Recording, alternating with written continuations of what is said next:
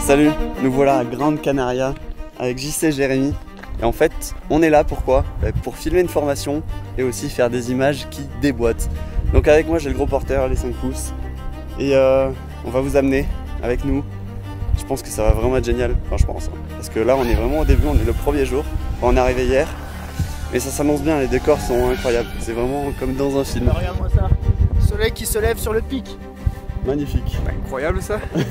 Avant de te montrer toutes les images que l'on a faites dans cette magnifique île avec JC et Jérémy, on a tourné cette formation drone, spécifique drone. Pour ceux qui connaissent pas JC Pierry, c'est un photographe vidéaste qui fait de la formation et qui t'apprend plein de choses. Notamment, il a une grosse formation finançable avec le CPF. T'explique comment à partir de zéro, tu peux faire de la photo et de la vidéo pour ensuite vendre des prestations et en faire ton métier. Dans cette grosse formation, il manquait un bloc, la prise de vue drone, prise de vue aérienne. À l'intérieur, t'as plein de modules sur la réglementation, ensuite sur les prises de vue drone plus classiques avec un Mavic. Et une très grosse partie aussi sur le FPV, que ce soit le 5 pouces ou sinon le gros porteur. Le gros avantage avec cette grosse formation qui est finançable par le CPF, c'est que tu sors zéro argent de ta poche. Enfin, parce qu'en fait, c'est de l'argent de ton compte formation dans lequel tu as cotisé pendant plusieurs années. Juste tu m'envoies un message par Instagram, par YouTube, par ce que tu veux, pour me dire ton nom et prénom et dire que tu as pris la formation. La formation drone seule, elle est à 299 €, ça c'est le prix de lancement, et ensuite je crois qu'elle est à 500 €. Et si tu veux soutenir ma chaîne, n'hésite pas à cliquer sur le lien affilié qui est en description. De toute façon, il y a toutes les infos en description. C'est bon, je te rassure, j'ai fini de parler et fini mon auto-promo, comme ça on peut démarrer l'aventure.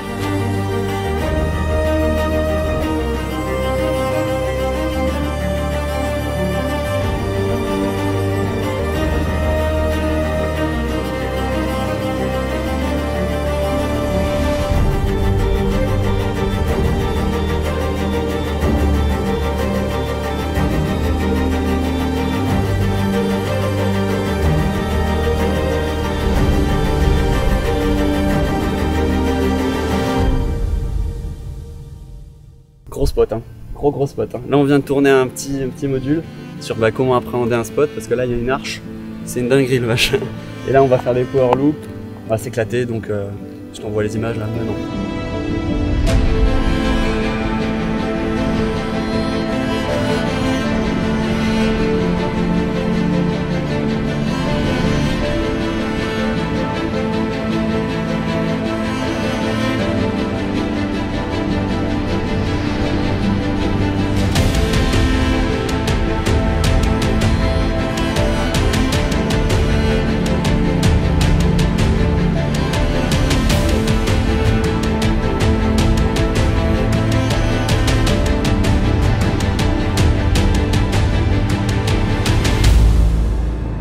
Ah, c'est trop stylé, j'adore ce décor, ces plantes et tout. Je te fais des petits gros plans sur les plantes si tu veux. Et moi je kiffe. C'est tellement exotique. Des belles petites plantes. Regardez-moi cette arche. C'est le soleil, la vue, c'est incroyable.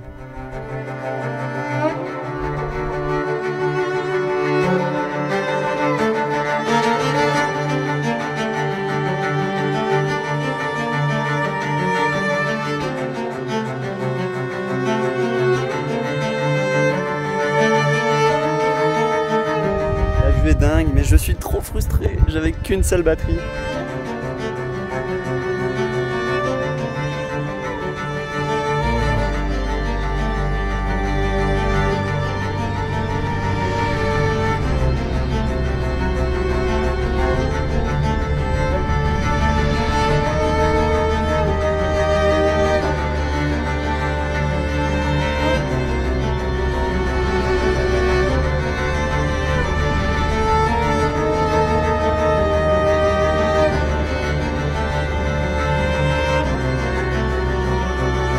Je pense qu'on pourra peut-être revenir. C'est incroyable ce spot, vraiment de ouf. La lumière elle commence un peu à baisser là. Et honnêtement, on dirait Yosemite en face. Beaucoup de mythes et de légendes entourent l'histoire des Canaries et de nombreux habitants pensent qu'elles sont le continent perdu de l'Atlantide. D'autres considèrent les îles comme étant le site des îles fortunées, îles magiques et mystiques, paradis bénis des mythologies celtes et grecques.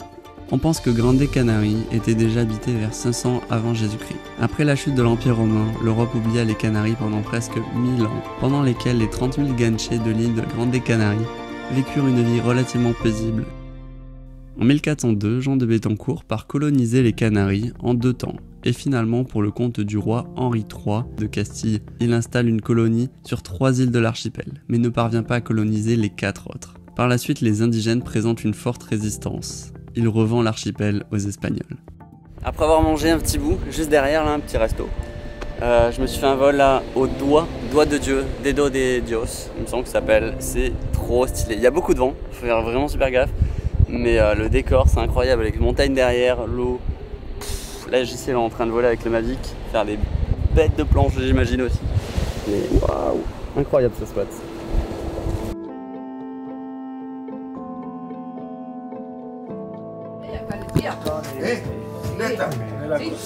Ah, compliqué, hein. Compliqué, hein. Ah, para chico. Je suis à autofocus là. Cette petite mer de nuages qui fait trop plaisir. Là, je viens de faire un vol en 5 pouces. Mais ça monte très vite en fait. Ça change vraiment d'altitude, faut faire gaffe. Ce qui est dingue ici, c'est vraiment la différence de température. Là, dès qu'on monte, et en plus, il y a les nuages et tout, il fait méga froid, il fait vraiment super froid.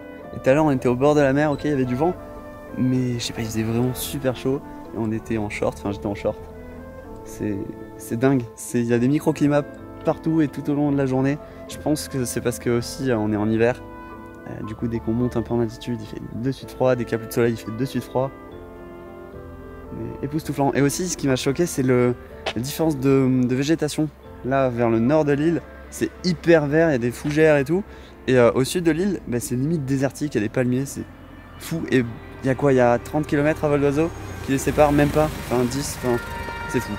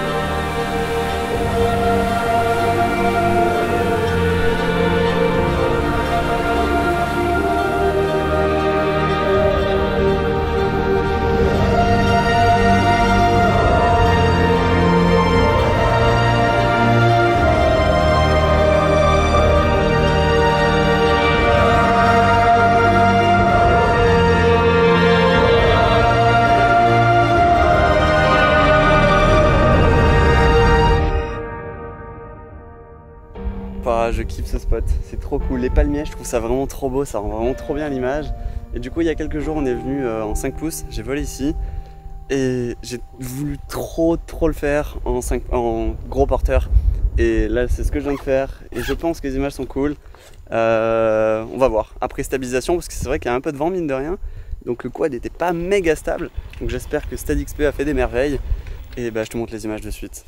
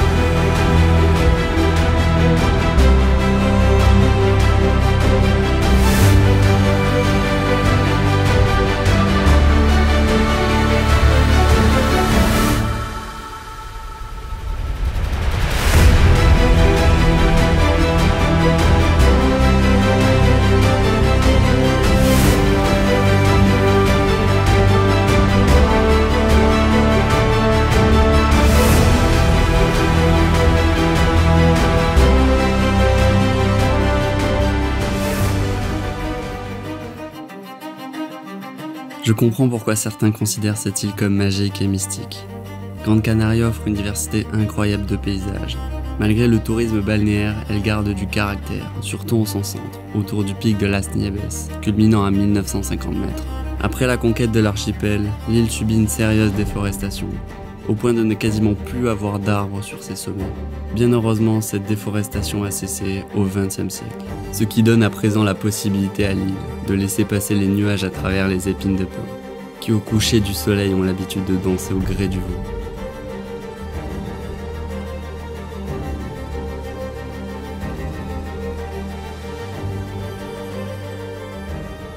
Non, c'était vraiment trop cool, vraiment trop stylé. C'est vrai qu'il y a des conditions pas faciles.